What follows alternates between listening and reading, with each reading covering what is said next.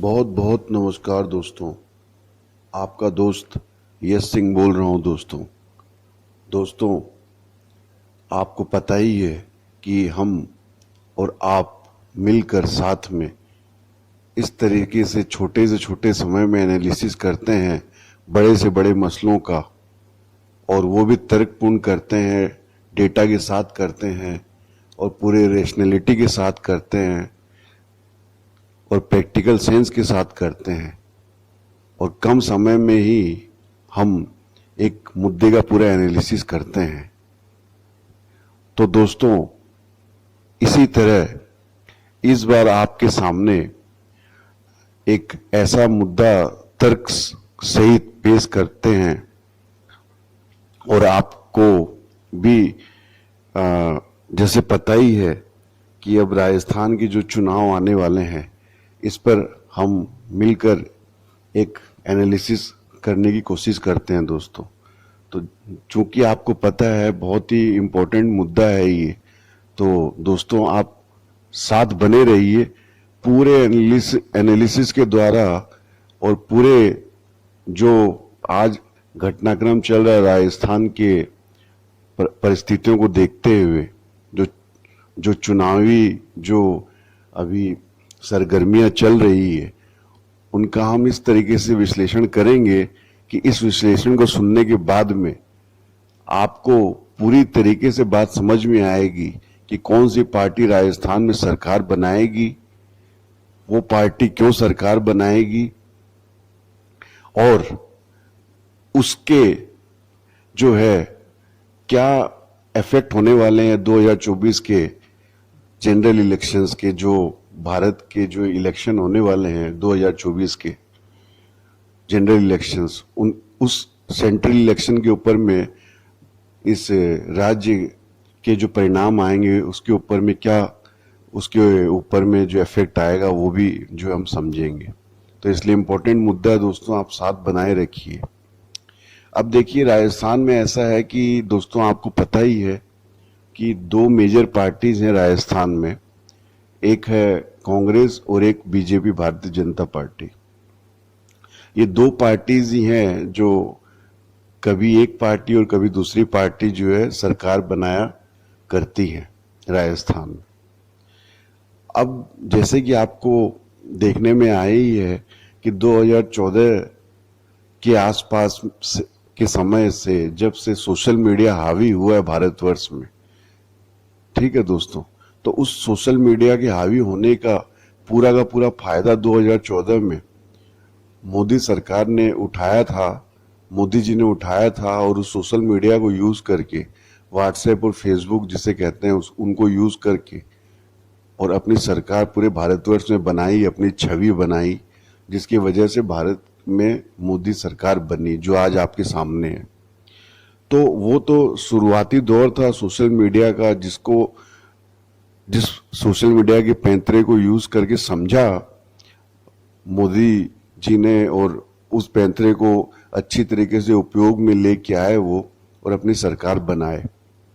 उसके बाद में आपने देखा होगा कि मीडिया को भी जो है मोदी सरकार ने अपने जो यार दोस्त हैं अडानी और अंबानी, खास करके जो अंबानी हैं, उनके पास में सारी की सारी जो मीडिया चैनल्स थे, सबके सब मेजर जो नेटवर्क्स थे चैनल्स के, उन सबको बिकवा दिया अंबानी जी के हाथ में, और फिर मेन स्ट्रीम मीडिया को भी उन्होंने कैप्चर किया। तो कुल मिला के सोशल मीडिया और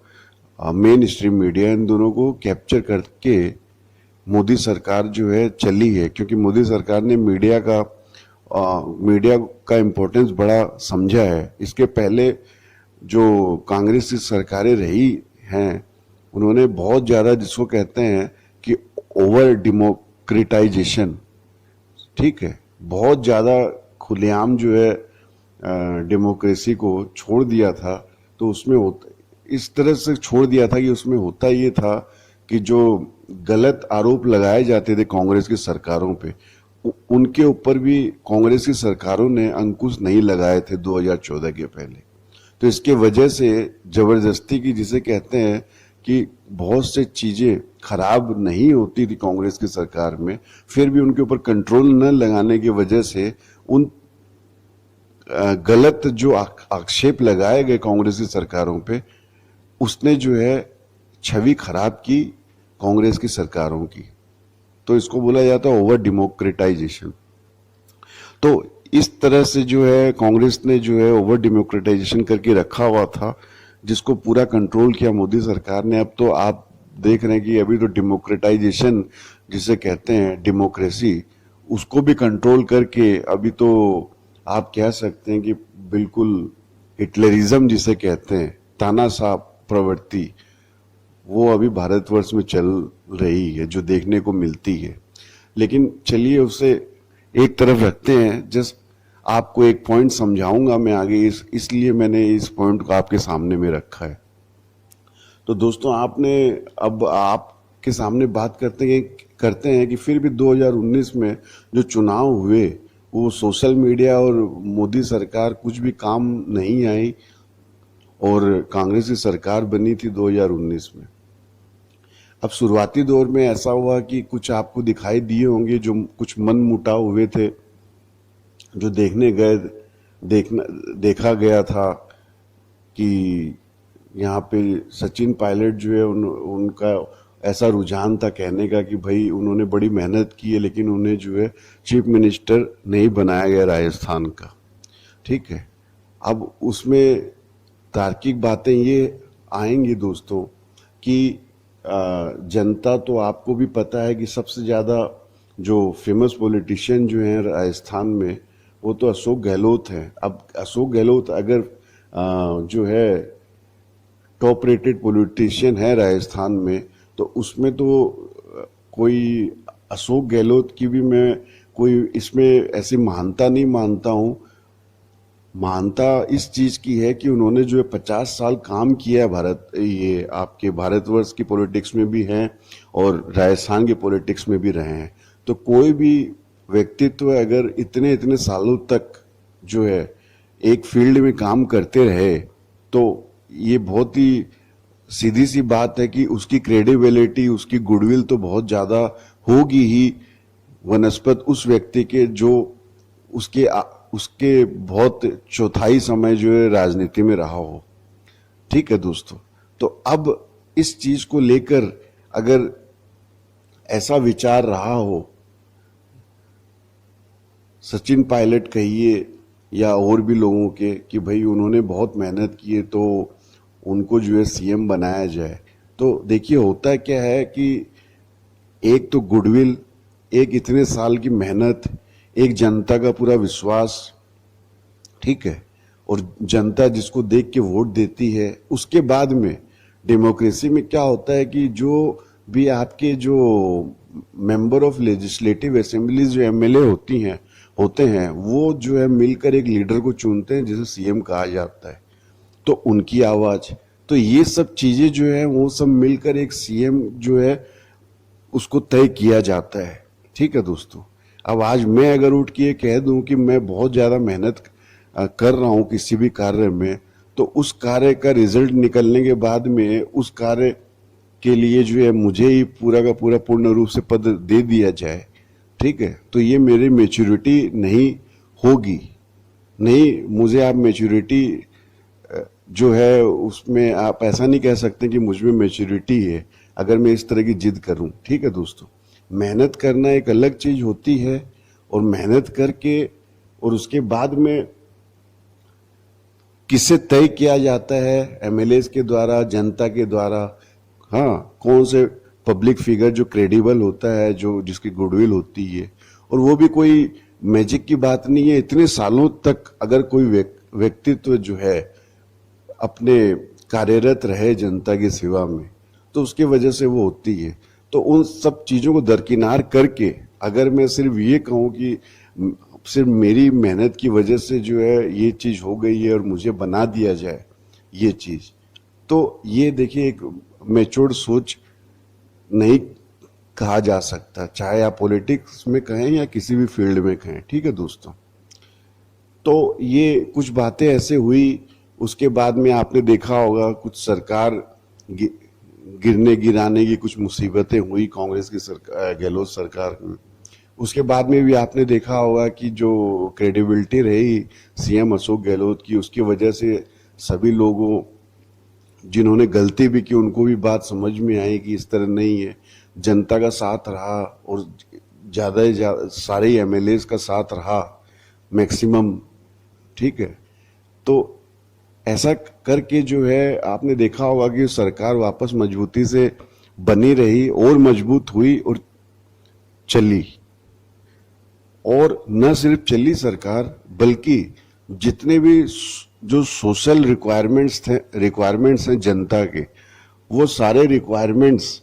ठीक है, चाहे आप किसानों के मुद्दे हों, चाहे पिछड़ों के मुद्दे हों, आदिवासियों के मुद्दे हों, महिलाओं के मुद्दे हों, बच्चों के मुद्दे हों, आपके क्या बोलते हैं इसको, एम्प्लॉयमेंट के मुद्दे हों, ठीक है, और जो हर दिन की जो रिक्वायरमेंट होती है, जल, बिजली, सड़कें, परिवहन, इन ये सब मुद्दे हों, तो हर एक मुद्दों पर आपने देखा कि गहलोत सरकार ने पूरी तरीके से हर एक राजस्थान के व्यक्ति को जो है सेटिस्फाई करने की पूरी कोशिश की। हर एक तरह की ऐसी स्कीम्स, हर एक तरह की ऐसे जो है योजनाएं लॉन्च की, जिससे हर तबका, हर व्यक्ति, हर उम्र का और हर समाज का जो भी है राज्य में, सभी को जो है सेटिस्फाई करने की कोशिश की गई। और न सिर्फ सेटिस्फाई करने की कोशिश की गई, लाभान्वित हुए हैं लोग, जो बढ़ चढ़ कर जो है आज राज्य में दिखाई देते हैं लोग, ठीक है। उनमें एक बहुत खुशी और एक जिसे आप कहेंगे कि एक सेटिस्फेक्शन का अनुभव हुआ है इस सरकार की इन योजनाओं की वजह से। तो ये जो पब्लिक जो सेटिस्फेक्शन लेवल है इस अशोक गहलोत की सरकार में जो सामने दिखाई दे रही है आज की तारीख में, ठीक है दोस्तों, इसका तो भारतवर्ष में दोस्तों आप हो सकता है मोदी जी को पसंद करने वाले हो अगर आप मुझे सुन रहे हो, या हो सकता है आप बहुत सनातनी अपने आप को मानते हो, ठीक है, या आप बहुत भक्ति भावना में लीन व्यक्ति हो, इस वजह से आप भाजपा को सपोर्ट करते हो। आप जिस मर्जी, कोई भी तरीका हो सकता है आपका दूसरी पार्टी को सपोर्ट करने का, लेकिन आप इस चीज से नकार नहीं सकते हैं कि जो गहलोत सरकार में जो अभी 5 साल जो कार्य हुए हैं, वो भारतवर्ष में किसी भी राज्य सरकार के अंतर्गत ऐसे कार्य हुए होंगे। आप पूरे भारतवर्ष का एक एक राज्य का उठा के डेटा देख लीजिए, एनालिसिस कर लीजिए, और वहाँ क्या स्कीमें हैं और जो राजस्थान सरकार में क्या स्कीमें चल रही हैं उन्हें आप देख लीजिए, तब आप को खुद को महसूस हो जाएगा। और महसूस और डेटा देखने की ज़्यादा वैसे ज़रूरत भी नहीं है, आप इस चीज़ को भली भांति जानते हैं कि जो भी स्कीमें लॉन्च हुई हैं राजस्थान सरकार के अंतर्गत, वो सभी तबके को और सभी लोगों को जो है उसने छुआ है और सबको जो है लाभान्वित किया है। तो इसके वजह से जो एक पॉजिटिव जो हवा है, इसको जो तोड़ने की अब बात करती है अगर ओपोजिशन भारतीय जनता पार्टी, तो भारतीय जनता पार्टी तो आप ये जान रहे हैं कि खंड खंड विखंड विखंड इतने ज्यादा डिविजन्स हो रखे हैं आज भारतीय जनता पार्टी में कि शुरुआत आप टॉप लेवल से करेंगे तो सेंटर में बैठे हुए जो मोदी जी हैं उन्हीं की नहीं पट रही है। जो पहले चीफ मिनिस्टर हुआ करती थी वसुंधरा राजे जी, उनसे टॉप लेवल का मैं एग्जांपल बता रहा हूं, मैं आपको उदाहरण दे रहा हूं, उस लेवल में ही जो है आपको खंड दिखाई देंगे। उसके बाद में आप नीचे राज्य लेवल में आ जाइए तो हर एक अलग अलग जो है, जो कभी पूर्व में अध्यक्ष रहा हो इस भारतीय जनता पार्टी का, या अभी जो अध्यक्ष है या उपाध्यक्ष जो रहे हैं, या जितने भी एमपीज हैं भारतीय जनता पार्टी के, सब खंड खंड दिखाई देते हैं दोस्तों। ये बिल्कुल सच्चाई है, ये आपको भी पता है। जैसे मैंने पहले जो बात छिड़ी थी कि जो गहलोत सरकार ने जो स्कीम्स निकाली हैं उनमें लाभान्वित किस तरीके से हुई है राजस्थान की जनता, ठीक है। तो ये एक सच्चाई है, ये आपके सामने रखी मैंने। इसी तरह ये दूसरी सच्चाई मैं आपके सामने रख रहा हूं कि इतने जो खंड हो गए हैं भारतीय जनता पार्टी में, एकदम टॉप लेवल से मैं आपको उदाहरण पेश कर रहा हूं, राज्य लेवल पे उदाहरण आपको बता रहा हूं, स्टेट लेवल पे, डिस्ट्रिक्ट लेवल में चले जाइए और नीचे लेवल तक में चले जाइए। हर जगह जो है आपको डिवाइडेड भाजपा दिखाई दे रही है आज की डेट में, ठीक है दोस्तों। तो जो एक पॉलिटिकल पार्टी जो इतनी ज्यादा डिवाइडेड है, इसके ऊपर में जब उस पार्टी के ही जो लोग हैं उन्हीं को एक दूसरे पे भरोसा नहीं चल रहा है, ठीक है, तो आम जनता जो है कैसे उस पार्टी पे भरोसा करेगी, उन व्यक्तियों पे भरोसा करेगी जिनमें खुद में ही जो है आपको दिखाई नहीं देगा, पार्टी के प्रति जो है समर्पित होने का भाव नहीं दिखाई देगा। तो पब्लिक कैसे करेगी उस पार्टी पे भरोसा, ऐसे लोगों पे कैसे भरोसा करेगी बताइए। राज्य की जो पब्लिक है उसे आज अगर हर बेस्ट से बेस्ट लेवल की अगर लाभान्वित करने की जो सरकार की तरफ से जो सर्विसेज मिल रही हैं, ठीक है, उन्हें ठुकरा कर, ठीक है, ऐसी पार्टी का हाथ कैसे जनता पकड़े जो खुद ही अपने आप में खंड और विखंड हो रखी है, बताइए आप। मोदी जी का करिश्मा जो है वो मोदी जी का करिश्मा केंद्र में 2014 से लेकर 2023 तक जो जनता ने देखा है, तो 70% जनता तो वैसे ही मोदी जी की शुरुआत से खिलाफ ही रही है। 2014 में लीजिए आप, चाहे 2019 में लीजिए, चाहे आज वर्तमान में लीजिए अगर, तो मैं कहता हूं कि 70% नहीं, 85 से 90% भारत की जनता जो है मोदी सरकार के खिलाफ है दोस्तों। और ये सरकार जो है 2024 में बिल्कुल भारत के इतिहास में एक पन्ना बन के रह जाएगी, यानी कि गायब होगी सेंटर से। तो उस व्यक्ति के चेहरे को लेकर जो है कैसे राजस्थान की पब्लिक वोट देगी, जिसको जो है बिल्कुल नापसंदी का, जिसको जो है जिसके ऊपर में विश्वास जो है भारत की जनता ने पहले ही खो दिया है। और दूसरी तरफ ये पार्टी जो है स्टेट लेवल पे एकदम खंड विखंड हो रखी है, टॉप लेवल से मैंने बता दिया आपको। तो ये सब चीजें देखते हुए जनता तो किसी भी तरीके से जनता को किसी भी तरीके से विश्वास नहीं जमने वाला है भारतीय जनता पार्टी पे। तो इन सब कारणों की वजह से दोस्तों आपको ये बता रहा हूं कि बहुत ज्यादा जो है भारतीय जनता पार्टी का जो इस तरह का जो आपको दिखाई दे रहा है आज स्टेट में, इन कारणों की वजह से जो है जनता और लाभान्वित होने की वजह से गहलोत सरकार की योजनाओं की से जो लाभान्वित हुई है, इस वजह से, इन कारणों की वजह से जो है फिर से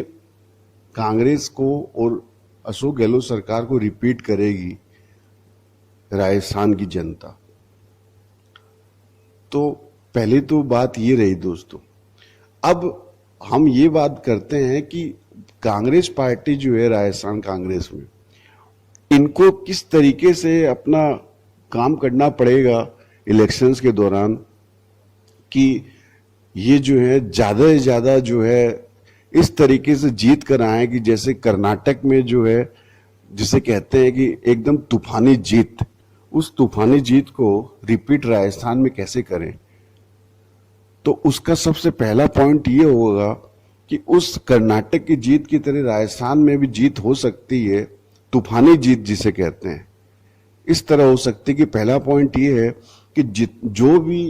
एमपीज रहे हुए हैं कांग्रेस के राजस्थान से, उन सब की टिकटें जो है काट दी जाए एमएलए लेवल पे। उन सब लोगों को जो एमपीज रहे हुए हैं राजस्थान से, उन सबको जो है 2024 में मेंबर ऑफ पार्लियामेंट के हिसाब से जो है उनको रखा जाए और एमपी के लिए जो टिकटें दी जाए, उनको एमपी के चुनाव लड़वाए जाए। और उन एमपीज की जगह में जो है, जो सेकेंड लेवल जो लोग हैं उनके एरियाज में, उनको एमएलए की जो है टिकट दी जाए, उनको तवज्जो दी जाए। तो पहला तो पॉइंट ये हो गया। अब दूसरा पॉइंट ये है कि जितने भी कैबिनेट मिनिस्टर्स रहे हैं राजस्थान में, उन सब की जो है, अगर कोई खास कैबिनेट मिनिस्टर रहा है जिसने बहुत ज्यादा सेटिस्फाई किया हो पब्लिक को, ऐसा अगर प्रमाण के रूप में दिखाई दे रहा है जनता के बीच में, तो उसको तो टिकट दिया जाए। नहीं तो जितने भी कैबिनेट मिनिस्टर्स रहे हैं उन सब की जो है ज्यादा से ज्यादा की टिकट काटी जाए इस बार के चुनाव में। तो इससे क्या होगा कि जो सरकार है, जैसे आपने भी देखा होगा गुजरात में भी इसी तरह होता है कि बिल्कुल नए लोगों का मतलब जो सेकंड इन कमांड होते हैं, उन लोगों को लेके आया जाए, जिससे क्या होगा कि और ज्यादा एनर्जी से फाइट कर सकेगी पार्टी, कांग्रेस पार्टी। और दूसरी बात ये होगी कि पुराने चेहरों को हटा देने से आपको एक, जिसे कहते हैं कि एक नई छवि, एक नई फ्रेशनेस के साथ में जो है आपको दिखाई देगी जनता के सामने में। और जो इनकम्बेंसी होती है, जो जनता का अगर कुछ आक्रोश भी हो सकता है, कुछ मिनिस्ट्रियल के जो रहे कैबिनेट मिनिस्टर्स वगैरह, उन लोगों के कुछ काम की कमी रही या कुछ भी, तो वो उनको हटाने से वो भी जो है आक्रोश भी कुछ जो है वो भी हट जाता है। तो ये सब, ये पॉलिसी है। सेकंड पॉइंट जो मैं बता रहा हूं, दो बात हो गई। तीसरी बात जो है, जो जिसे कहते हैं कि अपना चुनाव के लिए जो ये कांग्रेस पार्टी जो जाहिर करे अपना कि क्या क्या इनकी पॉलिसी रहेगी आने वाले, अगर ये चुनाव जीतते हैं इसके लिए, तो उसमें सबसे ज्यादा जो है ये, जैसे इन्होंने हेल्थ को अच्छा बनाया है, हेल्थ स्कीम की जो विश्व में, और राजस्थान की जो हेल्थ स्कीम जो लॉन्च हुई है, चिरंजीवी योजना, उसकी पूरे भारतवर्ष में और आपके देश के बाहर तक विश्व में बहुत चर्चा हुई है इसकी। तो इसको और ज्यादा मजबूत किया जाए। और साथ के साथ चौथा नंबर पॉइंट ये है कि जो जानवर हैं, जैसे आप देखते हैं कि किसान जो है वो मवेशियों को पालते हैं, तो उनके लिए जो है स्पेशल स्कीम्स लेके आए, उनके लिए जो वेटरनरी जो सुविधाएं हैं हेल्थ की, जानवरों के हेल्थ की, उसको और मजबूत की जाए। और आप देखते होंगे कि जो बैल होते हैं,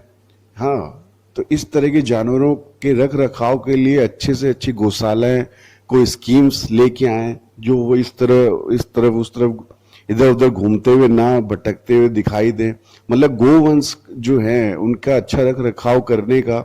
एक स्पेशल जो है मतलब अनाउंसमेंट होना चाहिए, जिससे जो हमारे जो सनातनी भाई हैं, हाँ, जो मोदी जी के प्रति बहुत आकर्षित रहते हैं, तो उन सनातनी भाइयों को भी कुछ बात मोह लेगी इस तरह की चीजें कि भाई ये सरकार जो है सिर्फ काम की बात नहीं करती, काम के अलावा राम की भी बात करती है। यानी कि राम और काम दोनों की बात करने वाली सरकार है, तो उनको भी जो है अच्छा ही लगेगा। ठीक है, तो सनातनी होने का ही नहीं, सनातनी होने का पूर्ण रूप से प्रूफ दे देगी गहलोत सरकार कि भाई हमें आप रिपीट करते हैं तो हम आपके जानवरों की बहुत रख रखाव के लिए हेल्थ के हिसाब से जो है उनकी अच्छी सेवा करेंगे। तो जानवरों के लिए भी जो है अच्छा जो पॉलिसीज लेके आए ये सरकार, तो बहुत ही अच्छा लगेगा हिंदूवादी हिंदुत्व वाले लोगों को भी। ठीक है दोस्तों। तो ये जो मेजर 4 पॉइंट्स मैंने बताए, और इसके अलावा जो ज़्यादा से ज़्यादा एम्प्लॉयमेंट जनरेशन और इन्वेस्टमेंट्स मल्टीनेशनल कंपनीज को लेके आना, जिससे यहाँ पे नौकरियां और बढ़ाएगी सरकार, इन सब मुद्दों पे ज़्यादा अपना फोकस रखें। ज़्यादा से ज़्यादा गरीबों को मदद करने की पॉलिसीज़ के और ज़्यादा फोकस रखें, ठीक है। अनाज हो, बिजली हो, पानी हो, सड़कें हो, ठीक है, महिलाएं, बच्चे, ठीक है। तो और स्वास्थ्य पर तो खैर बहुत अच्छा है ही ध्यान। तो ये पॉइंट्स जो है, इन सब पॉइंट्स के ऊपर में लेके एक अच्छा जो है अपना लेके आए हैं पब्लिक के सामने में। तो कांग्रेस सरकार जो है, मैं यही कह रहा हूं कि कर्नाटका की तरह किस तरीके से छप्पर फाड़ के जिसे कहते हैं, वो वैसी वाली रिपीट जो है गहलोत सरकार हो जाएगी। और वैसे भी ये सरकार रिपीट होने के 100% जो है चांसेस तो कह नहीं सकते किसी भी चीज की, लेकिन आज भी 95% चांसेस जो है गहलोत सरकार के रिपीट होने की है आज राजस्थान में दोस्तों। क्योंकि मैजिक की कोई बात नहीं होती है, अगर लोगों को कोई चीज लाभान्वित करती है, हाँ, उनको दिखाई देता है कि उनके मुद्दे की बात उनको किसी सरकार से फायदा पहुंच रहा है, ठीक है, तो वो जो है उसी सरकार को जो है एक्सेप्ट करती है, रिपीट करती है। जब उन्हें ये भी दिखाई दे कि जो सामने वाली जो बीजेपी जैसी पार्टी जो हैं वो खंड खंड विखंड में है, तो उनके ऊपर कैसे भरोसा करेगी। तो ये सारे मुद्दे हैं दोस्तों, इन सब के वजह से जो है हमें जो दिखाई दे रहा है, तो वो राजस्थान का वो पूरा निचोड़ ये है कि गहलोत सरकार जो है रिपीट होती हुई दिखाई दे रही है। क्यों रिपीट होते हुए दिखाई दे रही है? इतिहास, भूगोल, पास्ट, प्रेजेंट, फ्यूचर सब कुछ बता दिया हमने। और इसका इम्पैक्ट जो है 2024 में इस तरह होने वाला है कि जितने भी एमपीज को जो टिकट्स दिए जाएंगे उनके एमएलएज की टिकट काट के, वो 24 से 25 सीटें जो है वो निकल के आएगी एमपीज की राजस्थान से, कांग्रेस के एमपीज की, जो मदद करेगी 2024 में मोदी सरकार को गिराने में और इंडिया अलायंस की सरकार बनाने में। ये इफेक्ट होगा इसका। तो दोस्तों, ये सारी जो बातें हैं आपके सामने में मैंने रखी तर्कपूर्ण तरीके से एनालिसिस करते हुए, आपने सुना और समझा। अगर और भी कुछ आपका कमेंट हो, आपकी कोई प्रतिक्रिया हो, तो प्लीज़ आप जरूर कमेंट करिए। आपका साथ देने के लिए आप हमेशा की तरह बहुत बहुत धन्यवाद। आपका दोस्त यश सिंह, साइनिंग ऑफ। सत्यमेव जयते।